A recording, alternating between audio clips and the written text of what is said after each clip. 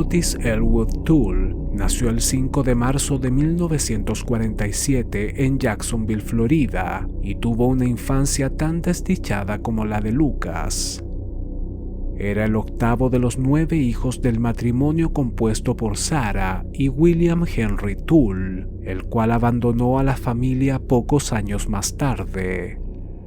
Sarah era una fanática religiosa que inculcaba a sus hijos las enseñanzas de la Biblia de forma obsesiva, pero que al mismo tiempo los descuidaba y trataba con frialdad. Por otro lado, Otis solía acompañar a su abuela al cementerio del pueblo para desenterrar cadáveres, pues la anciana se dedicaba a la brujería y el satanismo y utilizaba huesos humanos para extraños rituales. Otis no tenía amigos y prefería pasar el tiempo con su hermana mayor, Drusilla, la cual solía vestirlo de mujer y que eventualmente comenzó a prostituirlo a la edad de 6 años. Tanto él como la chica habían sido abusados sexualmente por uno de sus vecinos y Robert Harley, la nueva pareja de su madre. Otis era un chico retraído que obtenía pésimas calificaciones en la escuela. Sus profesores aseguraron que sencillamente no entendía nada de lo que se explicaba en el salón de clases. Era constantemente molestado por sus compañeros, quienes lo despreciaban, y comenzó a emborracharse cuando solo tenía 8 años. En cierta ocasión, un muchacho de su escuela le lanzó una piedra que le dio en la cabeza y lo dejó inconsciente. Tras el incidente, Otis comenzó a sufrir varios episodios de crisis nerviosas y convulsiones, afección por la cual nunca fue tratado. Cuando cumplió los 10 años, Drusilla, su hermana mayor, comenzó a tener sexo con él. Si bien todo tipo de prácticas sexuales le llamaban la atención, Otis prefería la compañía masculina y se prostituía en diversos bares por poco dinero.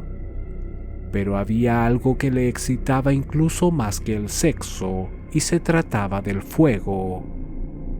Era un pirómano incorregible que a lo largo de toda su vida provocó grandes incendios para luego esconderse en una esquina y masturbarse. Disfrutaba observando las llamas e imaginando que alguien moriría carbonizado. También se dedicaba a delinquir para costear sus vicios y a finales de octubre de 1960 fue enviado a una correccional de menores por robar una casa. Una vez que fue liberado, a la edad de 14 años, cometería su primer asesinato. Aparentemente tuvo una discusión con un sujeto que intentó mantener relaciones sexuales con él en el interior de un vehículo mientras se encontraba en California. El hombre tomó un cuchillo y comenzó una persecución a pie. Otis finalmente cogió el volante y lo atropelló con su propio coche. Jamás sería condenado por aquel crimen. Aunque solía vagabundear y visitar distintas ciudades, Otis siempre regresaba a casa. Allí vivía junto a su madre, su padrastro y su hermana Drusilla, la cual tuvo 3 hijos de 2 padres diferentes, Sarah, Frank Jr. y Lorraine Powell, a quien todos llamaban simplemente Becky. Drusilla no tenía problemas en que sus hijos pequeños participaran de actos sexuales aberrantes con hombres que ella o su hermano Otis invitaban a casa. Otis contrajo matrimonio en 2 ocasiones, pero sus parejas lo abandonaron a los pocos días al comprobar que su marido era bisexual. Claramente tenía una grave confusión con respecto a su sexualidad. Se depilaba el cuerpo y comenzó a inyectarse hormonas para desarrollar pechos. Por las noches se vestía de mujer, usaba peluca, se maquillaba y se paseaba por diversos bares para prostituirse. Sin embargo, durante el día se presentaba a trabajar en una empresa constructora, en donde sus compañeros lo describían como un joven introvertido, aunque de apariencia intimidante. Era alto, fuerte y podía cargar enormes bultos él solo. Quienes pudieron conocer más de cerca a Otis Toole ciertamente le temían. De carácter cambiante, podía volverse extremadamente violento en cualquier momento. Su baja autoestima le hacía creer que todo el mundo se burlaba de él y montaba en cólera cuando no conseguía dinero para comprar alcohol y drogas. Es a partir de 1974 que comenzó a deambular regularmente por las interestatales en una vieja camioneta, perpetrando todo tipo de crímenes. La policía cree que en este periodo, Toole habría cometido unos 30 asesinatos, a pesar de que eventualmente confesaría entre 85 y 108. Otis solía acercarse a comedores sociales organizados por entidades religiosas en busca de hombres con los cuales entablar conversación y convencerlos de mantener relaciones sexuales. Les ofrecía cigarrillos, cerveza y los invitaba a casa. Si no querían tener sexo con él, siempre podían hacerlo con su sobrina Becky, pues de todas formas también le excitaba mirar. Muchos de estos sujetos no tenían dinero, eran alcohólicos o drogadictos y estaban dispuestos a hacer lo que fuera por un techo y un plato de comida. Es entonces que conocería a Henry Lee Lucas, el cual accedió a su ofrecimiento. Otis lo llevó hasta su casa y le presentó a su familia. Poco después se convirtieron en amantes y comenzaron a trabajar en una empresa de construcción, aunque no ganaban demasiado dinero. Para complementar sus ingresos, vendían chatarra y también comenzaron a realizar pequeños hurtos, hasta que quedó bastante claro que ambos eran unos delincuentes y se plantearon la posibilidad de cometer robos a mano armada. Al mismo tiempo se confesaron el uno al otro que habían asesinado a más de una persona. Sus fantasías retorcidas se integraban perfectamente y fue cuando decidieron viajar por todo el sur del país en busca de víctimas desprevenidas. Generalmente conducían un vehículo, aunque también hacían autostop a lo largo de las interestatales. Asimismo, podían ingresar a un domicilio o una gasolinera si se daba la oportunidad de cometer algún crimen.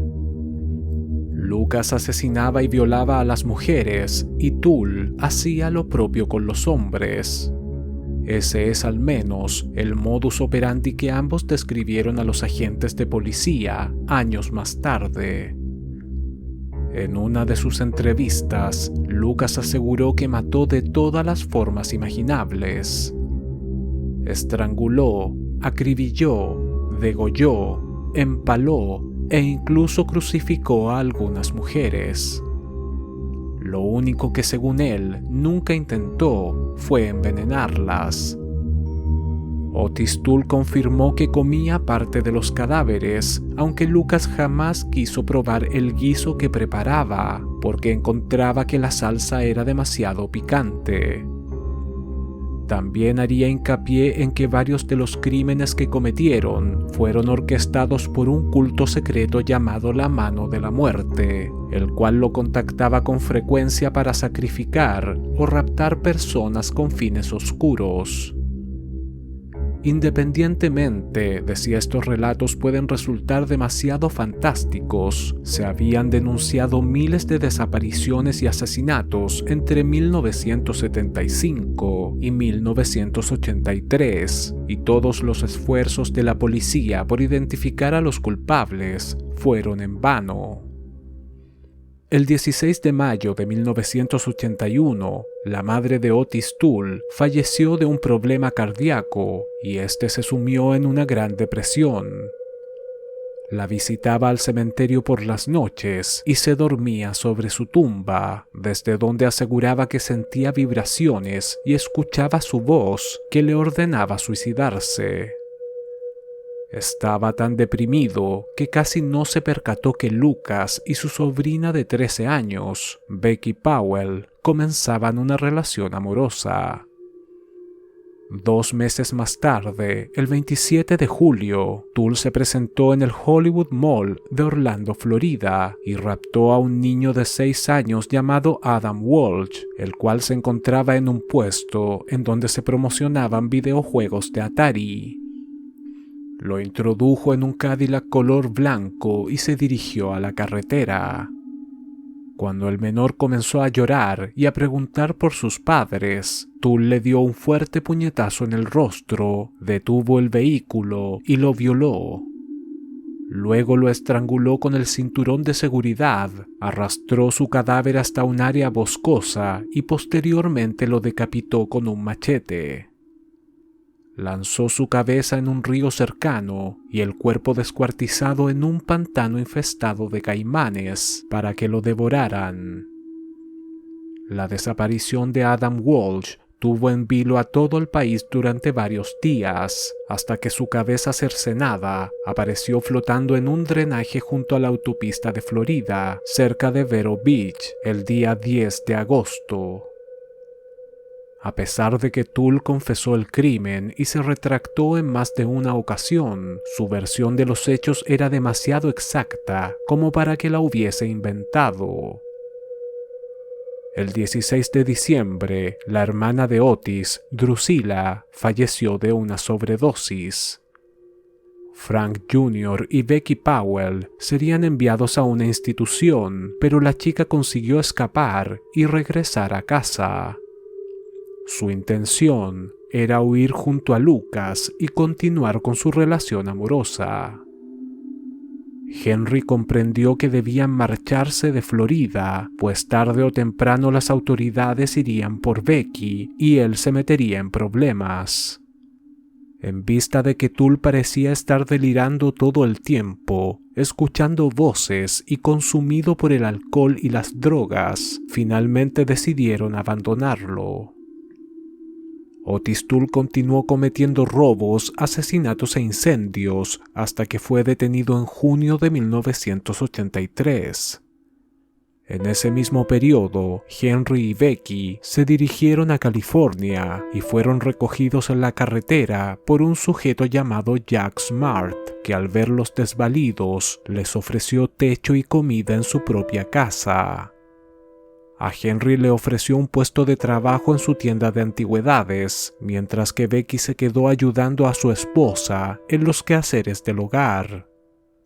Durante los siguientes 4 meses, Henry y Becky parecieron adaptarse bastante bien. El hombre consideró que sus inquilinos eran confiables y buenos trabajadores. Poco después les presentaría a su madre, Kate Rich, una viuda de 81 años que vivía sola y que de inmediato se encariñó con Becky. La anciana aseguró que su salud era delicada y que le vendría bien algo de compañía, por lo que invitó a la pareja a vivir con ella. Sin embargo, a los pocos días, Henry comenzó a utilizar el dinero de la mujer para comprar cerveza y cigarrillos, descuidándola por completo. Los vecinos se dieron cuenta y le avisaron de inmediato a su hijo Jack, quien tardó un par de semanas antes de aceptar que la situación se estaba saliendo de control. No tuvo más alternativa que echarlos a la calle. Henry y Becky volvieron a las interestatales e hicieron autostop hasta Texas, en donde conocieron al reverendo Reuben Moore, el cual los invitó a unirse a una comunidad religiosa ubicada en el condado de Montage. Henry odiaba la religión y los sermones, pero la idea de tener un techo donde dormir y comida caliente le pareció demasiado tentadora como para quejarse.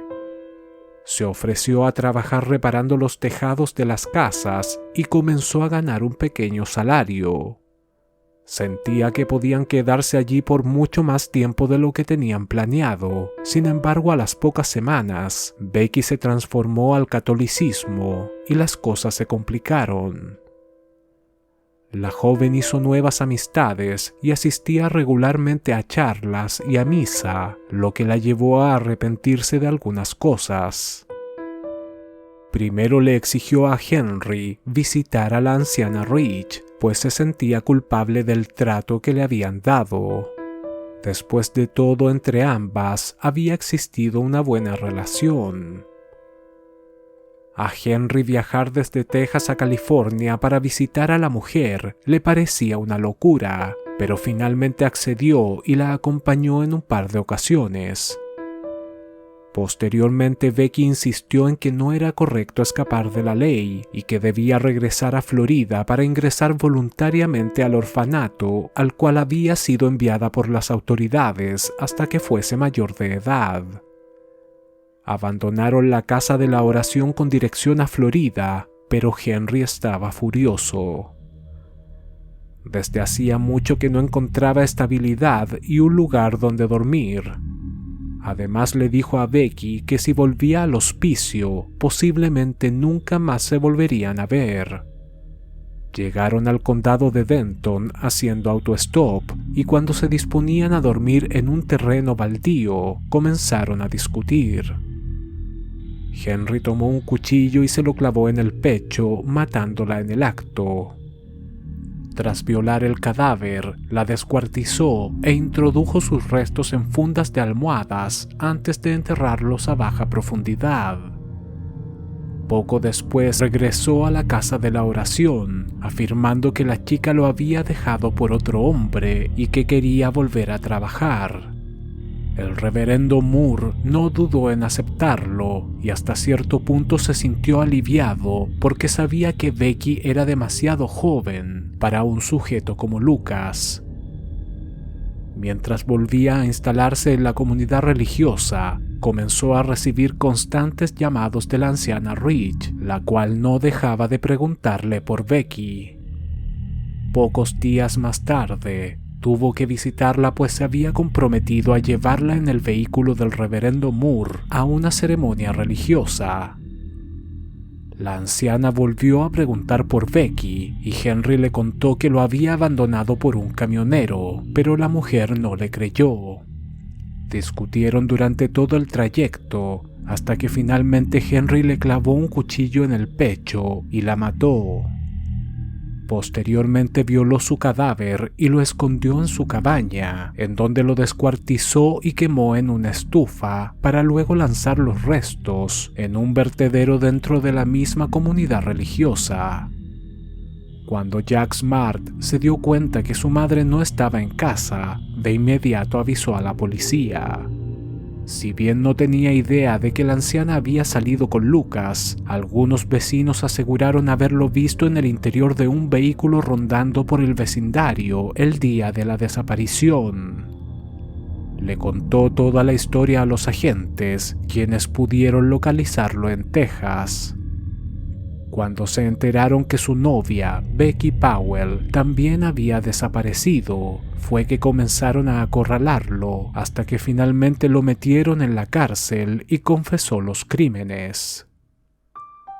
La enorme cantidad de muertes relacionadas a Henry Lee Lucas y Otis Toole era abrumadora y despertó gran expectación. Departamentos de policía y fiscales de todo el país deseaban entrevistarlos sobre varios casos que tenían en archivo. Fue entonces que el 25 de noviembre de 1983, el sheriff del condado de Montague, Bill Conway, decidió llevar a Lucas hasta la cárcel de Georgetown, en el condado de Williamson, en donde se formó un equipo especial dirigido por el afamado sheriff Jim Badwell, que estaba destinado a coordinar la investigación. Lucas se declaró culpable de cientos de asesinatos y ayudó a la policía a esclarecer los casos, entregando información que solo el asesino podía conocer.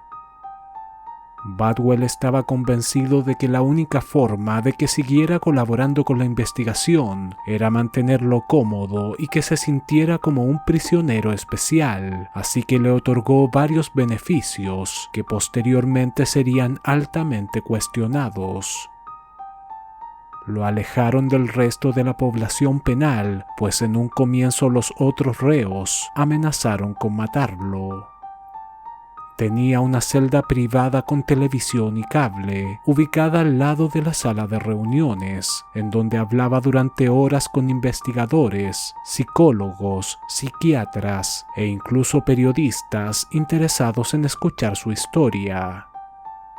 Se paseaba por las instalaciones sin esposas y podía beber café, batidos de fresa y fumar todos los cigarrillos que quisiera. Todo corría por cuenta del departamento del sheriff. La Fuerza Especial recibía a diario cientos de peticiones de fiscales y agentes de policía para conversar con Lucas sobre diversos casos.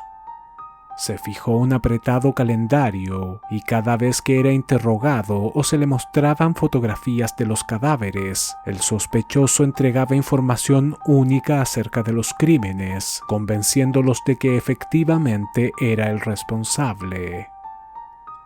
También comenzó a visitar otros estados, confirmando múltiples asesinatos, siempre en compañía del sheriff Badwell, con el cual aseguraba que había labrado una gran amistad y que incluso lo veía como a un padre. A su vez, Badwell se mostraba permisivo con él y alabó su excelente memoria a la hora de describir ciertos crímenes, ya que con su ayuda pudieron ser resueltos. Durante su estancia en la prisión de Georgetown, Lucas no solo tenía un trato preferencial por parte del sheriff y los guardias, sino que también contaba con compañía femenina. La hermana Clementine era una devota religiosa que se compadeció de él y lo visitaba a menudo. Solía orientar y repartir Biblias a otros reclusos, aunque tenía prohibido visitar a Lucas. Sin embargo, insistió tanto que finalmente le permitieron que se le acercara.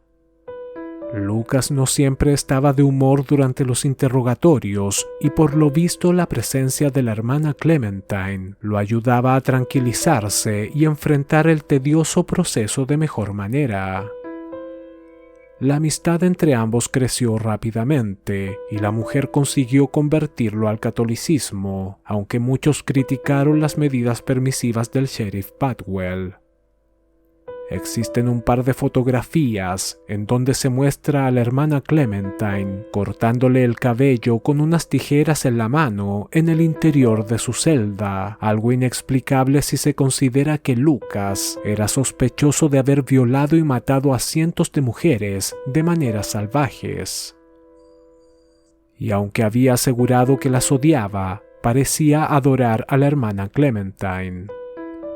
Siempre hablaba bien de ella, le hacía pinturas, rezaban juntos y leían la Biblia a diario.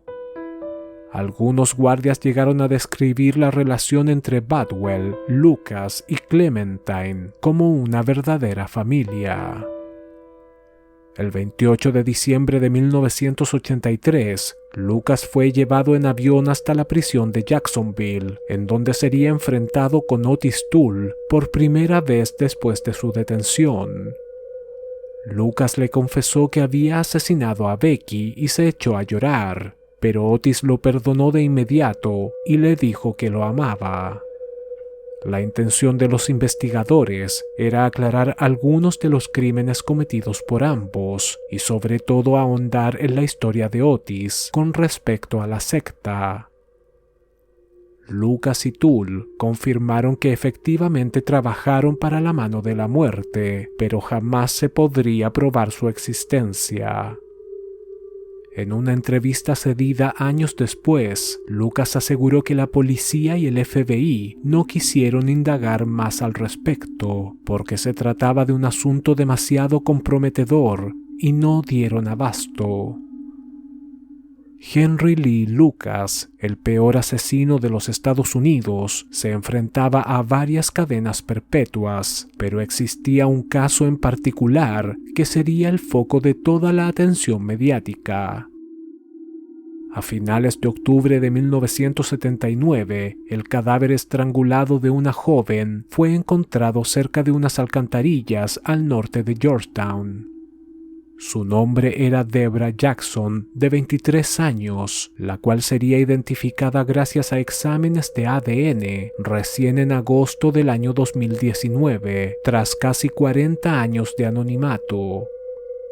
En su momento, solo se le conoció como Medias Naranjas, pues era la única prenda que llevaba puesta cuando fue hallada por la policía.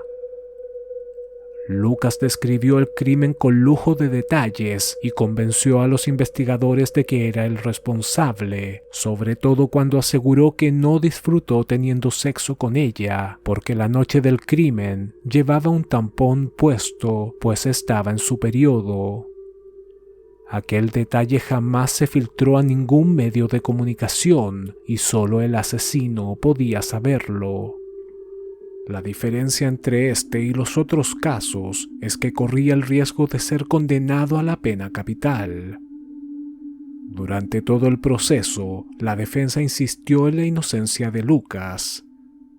Lo único que pudo ver el jurado fue un video en donde el acusado confesaba el asesinato al sheriff Badwell, pues no existía más evidencia de su culpabilidad. Uno de sus abogados incluso presentó un cheque firmado por Lucas un día antes del crimen y un registro de ingreso laboral en una empresa constructora de Jacksonville que lo ubicaba a él y a Otis Toole el mismo día del asesinato a más de 1.600 kilómetros de la escena. Como Lucas se negó a declarar ante el juez, las pruebas a su favor fueron simplemente descartadas. Finalmente sería declarado culpable de asesinato en primer grado y condenado el 13 de abril de 1984 a la pena de muerte por medio de inyección letal. Curiosamente, Lucas salió sonriente tras escuchar la sentencia. Declaró ante los medios de comunicación que había conseguido lo que quería y que ansiaba ser ejecutado. Años más tarde, uno de sus abogados, Parker McCullough, aseguró en una entrevista que Lucas quería morir e ir al cielo junto a Becky. Suicidarse no parecía ser una opción, pues según el cristianismo, quien se quita la vida no puede ir al paraíso. Es por eso que a pesar de que existían pruebas de su inocencia en el caso de Medias Naranjas, se negó a colaborar con sus abogados para que el Estado lo matara. De hecho, insinuó más de una vez que era inocente, pero que merecía morir por matar a Becky.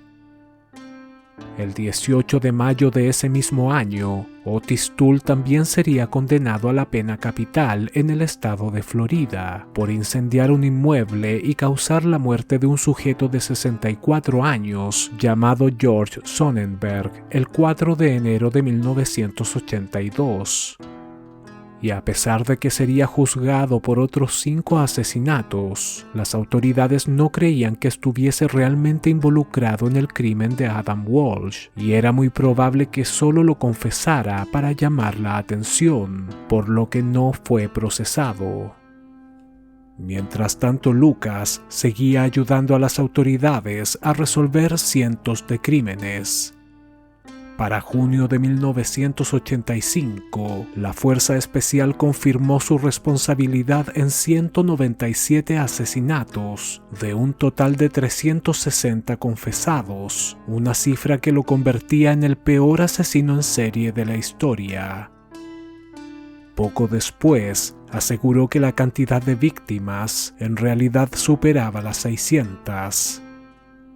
La policía insistió en que estaba enfocada en cerrar la mayor cantidad de casos antes de que fuese ejecutado, aunque quedaba bastante claro que la condena se aplazaría por varios años, pues Lucas ni siquiera fue enviado al corredor de la muerte y continuó bajo la custodia de los Rangers. Poco tiempo después, los padres de Deborah Sue Williamson, una chica de 18 años supuestamente asesinada por Lucas en Lubbock, Texas, la noche del 24 de agosto de 1975, se presentaron en un programa de televisión quejándose sobre la investigación policial.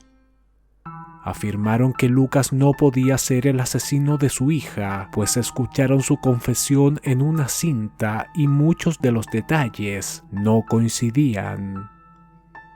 De partida, Lucas había descrito la vivienda de Deborah como una casa de color blanco, cuando en realidad en la fecha del crimen la fachada estaba pintada de verde. Aseguró haber ingresado por la puerta del patio, algo imposible, pues se encontraba bloqueada y no se utilizaba desde hacía años. También dijo haberla apuñalado en el cuarto de baño, pero el ataque ocurrió en la cochera. Las inconsistencias en el relato eran tantas que los padres de la joven decidieron realizar su propia investigación.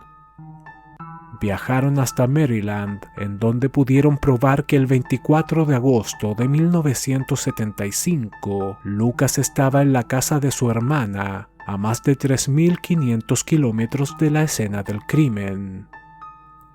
A pesar de la insistencia de los padres de Deborah, las autoridades cerraron el caso y confirmaron la responsabilidad de Henry Lee Lucas.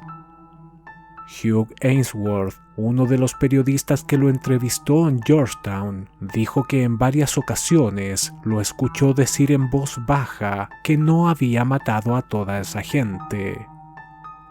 Lucas incluso le sugirió que visitara ciertos lugares en donde había estado como empleado temporal para corroborar que no estaba mintiendo. Aquellos documentos certificarían que estaba a miles de kilómetros en las fechas de muchos de los crímenes que había confesado a la policía. Ainsworth realizó una exhaustiva investigación, llegando a una conclusión sorprendente. Lucas tenía razón. Existía evidencia que ponía en entredicho toda la investigación llevada a cabo por el equipo especial de los Rangers, pero no podía enfrentarlo solo. Necesitaba buscar un aliado.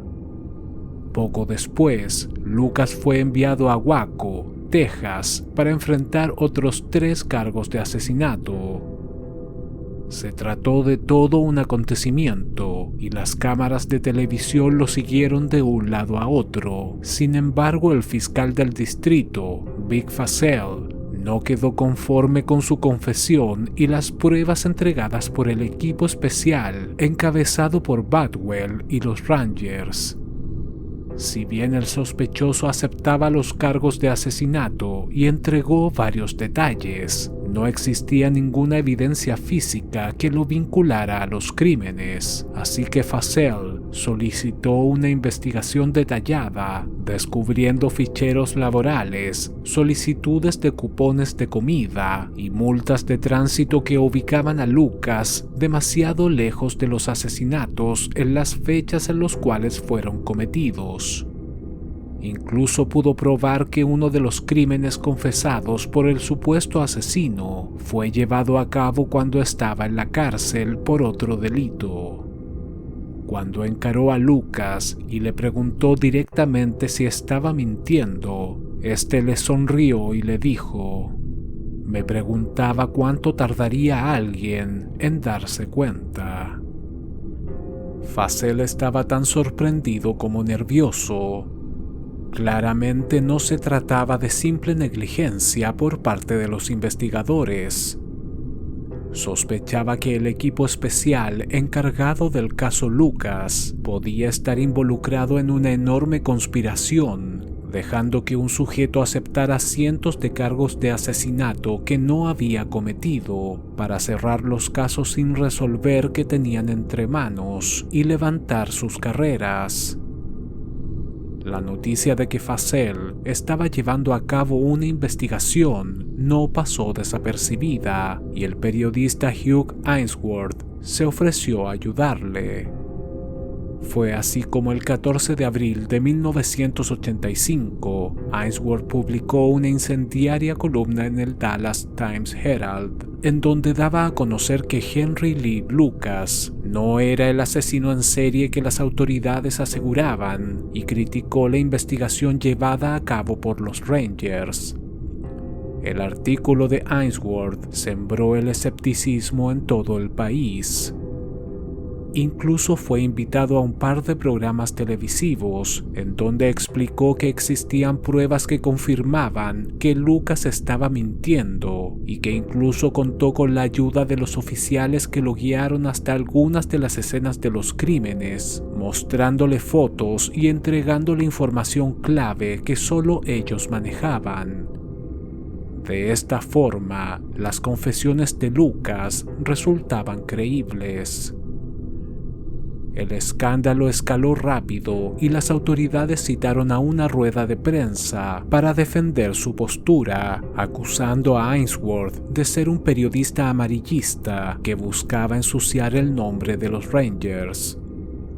Fassel llegó todavía más lejos cuando ese mismo mes consiguió una orden para llevar a Lucas a su jurisdicción por tiempo indeterminado y realizó sus propias pesquisas, lo que enfureció todavía más a los Rangers de Texas.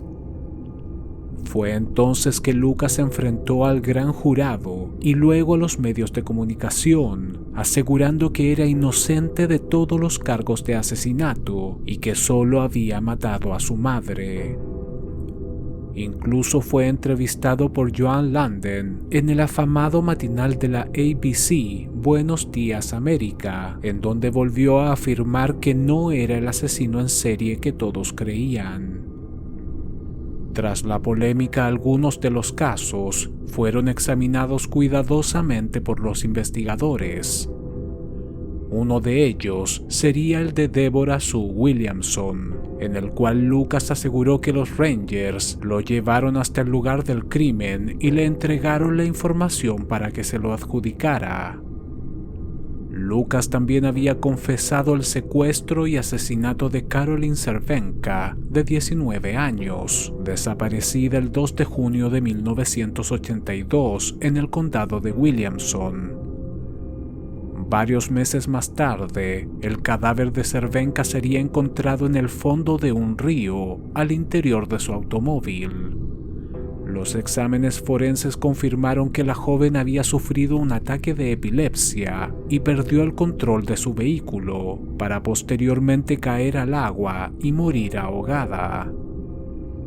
Según los registros de la Fuerza Especial, Henry Lee Lucas había asesinado a Estela Montoya en Corpus Christi, Texas, el 3 de mayo de 1981, pero se pudo probar que ese mismo día vendió un montón de chatarra en Jacksonville, Florida. Lo mismo ocurrió en el caso de Cora Carrillo, estrangulada en el condado de Douglas, Nevada, el 26 de febrero de 1981, la misma fecha en que Lucas había contratado un seguro para su automóvil en Jacksonville. Diana Underwood, asesinada a tiros en Baytown, Texas, el 23 de junio de 1981, fue otro de los crímenes confesados por Lucas. Sin embargo, nuevamente sería ubicado en otro sitio, gracias a un recibo firmado a su nombre en Jacksonville. Hermine Dufa fue apuñalada hasta la muerte en Luisiana, pero el día de su muerte, Lucas estaba en prisión. El fiscal Vic Fassel acusó directamente a la Fuerza Especial de intentar inculpar a Lucas por crímenes que no había cometido, pero pronto se vio envuelto en varios problemas legales y acusado de corrupción, lo que afectó su credibilidad. A pesar de que finalmente fue absuelto y recibió una indemnización millonaria por difamación, Fassel creía que Badwell estaba detrás de aquel intento por destruir su imagen pública, en vista de que había ridiculizado a los Rangers. Descubrir si Henry Lee Lucas y Otis Toole decían la verdad parecía imposible. Modificaban sus declaraciones, se retractaban y resultaba inútil someterlos al detector de mentiras. Los especialistas aseguraron que Lucas no era apto para la prueba, debido a que fue tratado con electrochoques cuando estuvo internado en el hospital psiquiátrico y estaba diagnosticado con esquizofrenia, mientras que Toole era casi un retardado mental que no entendía las preguntas que se le formulaban. Lucas regresó a la cárcel de Georgetown en junio de 1985. Sin embargo, se negó a seguir colaborando con la Fuerza Especial. Finalmente sería enviado al corredor de la muerte de Huntsville a la espera de su ejecución, la cual sería fijada para el 3 de diciembre de 1990. A pesar de todas las controversias, Henry Lee Lucas fue condenado a cadena perpetua por 10 de los 11 asesinatos que le fueron atribuidos, mientras que Otis Toole fue encontrado culpable de otros 6. En noviembre de 1985, la Corte Suprema de Florida cambió la pena de muerte de Toole por cadena perpetua. El gran problema era que por el caso de Medias Naranjas, Lucas había sido condenado a la pena capital y nadie estaba realmente seguro si era o no el responsable. Ninguna autoridad se atrevía a firmar la sentencia de muerte de Lucas y su ejecución sería aplazada durante años. En octubre de 1995, toda la nación quedó atónita cuando una mujer apareció en televisión, acompañada por el fiscal Vic Fassel, asegurando que era Becky Powell. Esta afirmaba que efectivamente había abandonado a Lucas en una parada de camiones en 1982, lo que desató una enorme controversia. Si Becky Powell estaba viva, entonces ¿de quién eran los restos hallados en el condado de Denton en 1983? A pesar de que Lucas en un comienzo confesó haberla matado e incluso le pidió perdón a Otis, años más tarde también se retractó de este crimen. Pero el engaño no duró demasiado. Finalmente la mujer se vio obligada a reconocer que no era Becky. Su verdadero nombre era Phyllis Wilcox y se había hecho pasar por la exnovia de Lucas porque estaba enamorada de él desde que lo vio por televisión y quería seguir sembrando dudas en torno a su caso. De esta forma, creía que las autoridades tendrían todavía más motivos para anular su pena de muerte en el caso de Medias Naranjas. Fassel estaba obsesionado con el caso y pensó que había dado con evidencia contundente cuando descubrió que Lucas estaba recibiendo cartas de una tal Becky Powell. Para su desgracia, todo resultó ser un complot entre Lucas y Wilcox, y su carrera política terminó por derrumbarse. Wilcox sentía atracción sexual hacia los asesinos. Le escribía cartas a Lucas y comenzó a tramar el plan. No era la primera vez que lo hacía. Ya se había contactado con Charles Manson y John Wayne Gacy en el pasado para satisfacer sus fantasías. El 15 de septiembre de 1996, Otis Toole falleció en la prisión estatal de Florida a la edad de 49 años debido a una cirrosis hepática. Mientras estuvo en la cárcel, no alcanzó la misma fama de Lucas, pero respondía varias cartas de admiradores que le ofrecían dinero por sus dibujos, muchos de los cuales giraban en torno a imágenes macabras y hacían alusión a otros asesinos seriales. En su lecho de muerte, volvió a confirmar el asesinato de Adam Walsh. El crimen finalmente pudo ser resuelto en el año 2008, cuando la policía confirmó la culpabilidad de Tull después de una enorme investigación apoyada en las nuevas tecnologías forenses, y los padres de Adam consiguieron cerrar el episodio más terrible de sus vidas.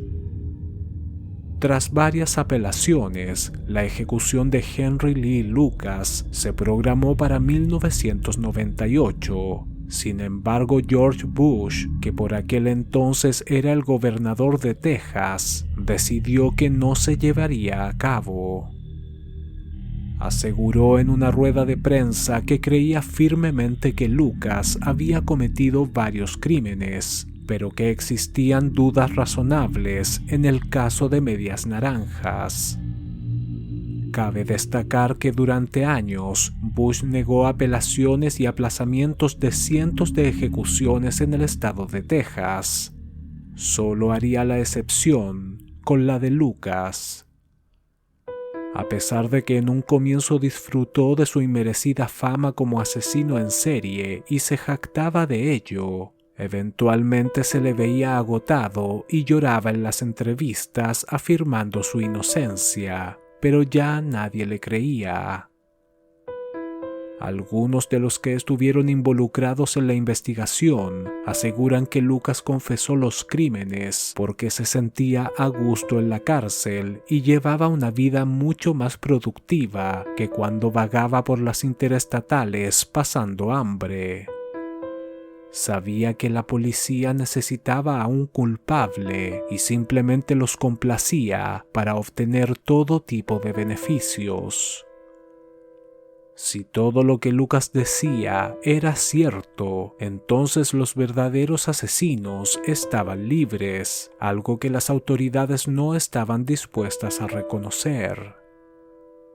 Al mismo tiempo, resulta difícil de creer que miles de policías, investigadores y fiscales se pusieran de acuerdo para inculpar a un solo hombre de cientos de crímenes, pero existen evidencias claras de que Lucas no fue responsable de todos ellos, lo que establece varias dudas en torno a su verdadera responsabilidad y también al tipo de investigación que se llevó a cabo.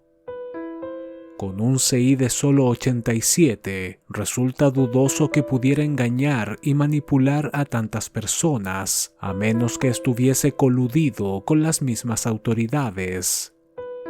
De ser así, estaríamos hablando de una de las más vergonzosas investigaciones criminales de toda la historia de los Estados Unidos. Lucas fallecería de un infarto el 12 de marzo del año 2001, dejando una estela de misterio que aún causa incertidumbre. En mayo del año 2021, la policía de Texas consiguió resolver el asesinato de Laura Marie Purchase, cometido en Houston el 17 de mayo de 1983. Lucas había confesado el crimen, pero gracias a muestras de ADN se pudo probar que el responsable fue Thomas Elvin Darnell, el cual sería arrestado después de 38 años de impunidad.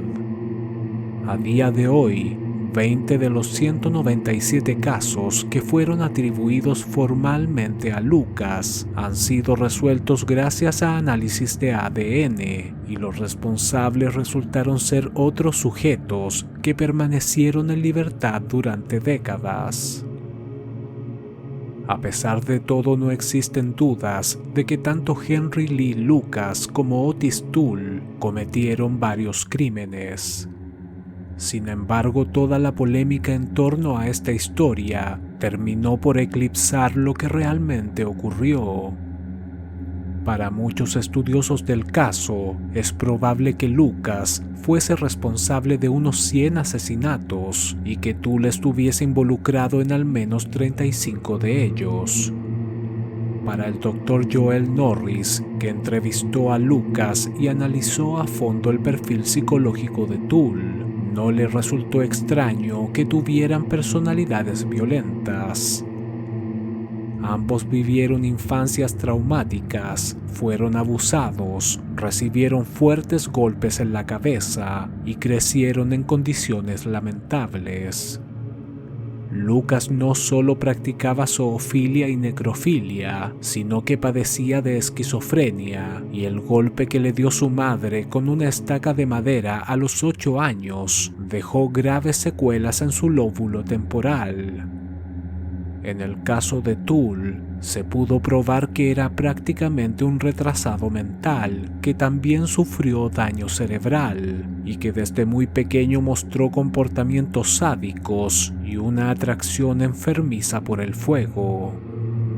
Todos estos antecedentes coinciden con muchos rasgos de otros asesinos seriales que han sido analizados a lo largo de la historia. Y aunque es posible que no fuesen responsables de todos los crímenes que se les imputaron, aquellos que sí pudieron ser probados llaman bastante la atención desde un punto de vista criminológico, pues ciertamente no parecen haber sido cometidos por principiantes.